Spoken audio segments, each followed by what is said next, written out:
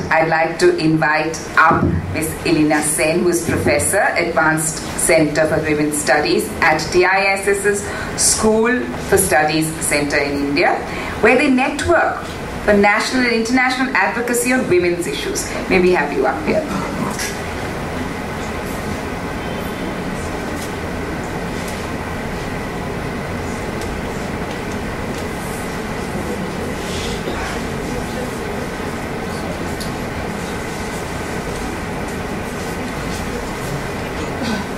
I first met Lotika Di in 1981 at the same conference that Vibhuti has spoken about. This was the founding conference of the Indian Association for Women's Studies. And shortly before this, she had been involved in the Towards Equality report. And little while after the conference, I went to CWDS, and that was my first job. I worked in research, and that was when Lotika Di was a frequent visitor. That was my first contact with her. And apart from whatever research we did, and on one occasion we traveled to Etawah to a rural women's conference, and it was a 6-hour train journey, and we were all together, and Lotika Di regaled us with anecdotes and stories, and so much of the process of the Towards Equality report, what happened on a particular occasion and who said what, and how at various points the report was going to be stalled, and how they strategized around it, and managed to get the report out in record time. Beena Di and Lotika Di sat together and regaled these stories.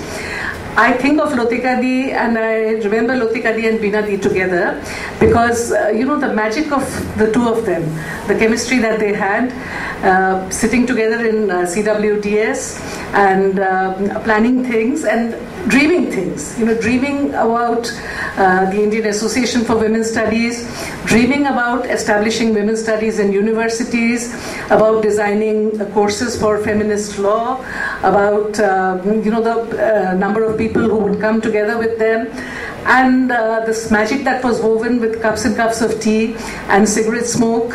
The room would be filled with cigarette smoke, and then Lotika Di would say, Beena Di, beshi hoye jacche na? Beena Di, don't you think it's too much? And Beena Di would say, Nandan, open the window. So somebody would come and open the window. And somewhere during some of those sessions, I found Lotika Di, observed each one of us. And I was really at that time very young and absolutely new in this entire field. And she had noticed that I liked drinking tea. So then she started saying, Ilina ke cha dao. Cha khele aur matha khulbe. Gave Ilina tea because her brain will work with tea. So, and tea was immediately provided. So this kind of thing, the kind of eye she had for looking at each person, what that person needed, what that person connected with, and one never felt, I was initially very shy, and I felt that, these were such eminent people, but very soon, I got wrapped up myself in the magic of that engagement and the solidarity. Two things that I remember particularly, the net of solidarity and coming together, and we felt that we were one, we were doing something together. That feeling lasted, I think, all our lives.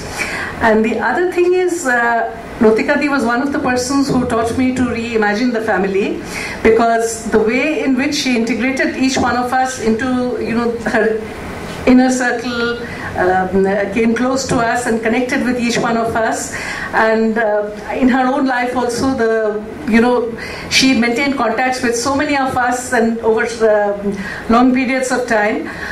My regret is that in the last 6 years, because of my own preoccupations, I was not able to see her. I was not able to go and see her, even in her, I knew that she was going through a very bad time, like I was myself. But,